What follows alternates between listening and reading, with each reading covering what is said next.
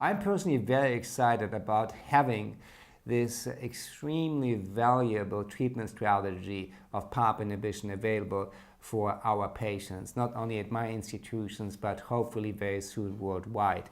I think we have seen some very exciting data from a number of different clinical trials in the United States and in Europe.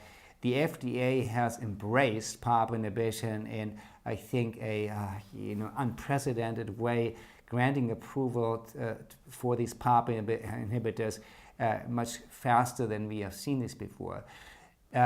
Going back in time, ovarian cancer treatment hasn't really changed very much over the last 20 years. We had the addition of the taxanes in the 1990s.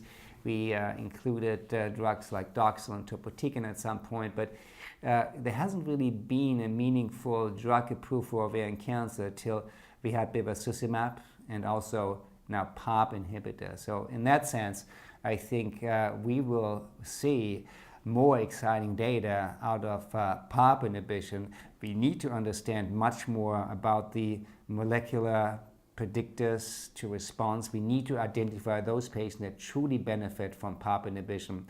I personally think that we will soon move those PARP inhibitors into frontline treatment, awaiting trial results. For example, from the PRIMA trial, we have other PARP inhibitors in development. Viloparib, that we didn't mention today, is a PARP inhibitor. It's been investigated as maintenance therapy.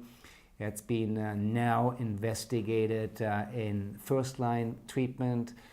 Patients that have newly diagnosed ovarian cancer are randomized to carboplatin, Taxol plus or minus viloparib, which will be continued as a maintenance strategy. So those are exciting approaches and might possibly decrease the risk of recurrence in patients. And if you can achieve this with PARP inhibition, we're likely going to see over time an increase in overall survival. And that's really what we need for our patients.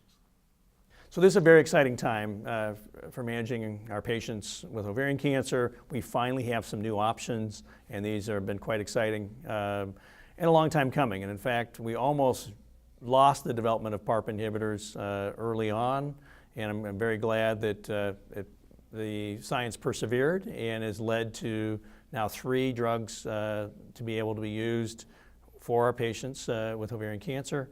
It's really exciting.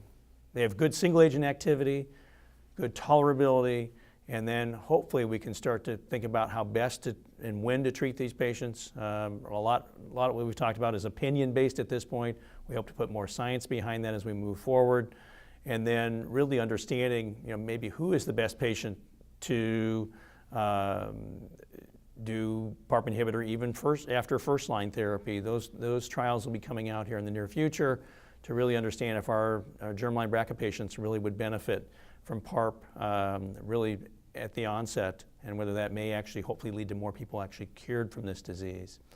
The combinations that we just mentioned of with immunotherapy and antivascular therapy appear to be very promising, and hopefully providing minimal toxicity for our patients with these diseases and giving the best quality of life for as long as it can be.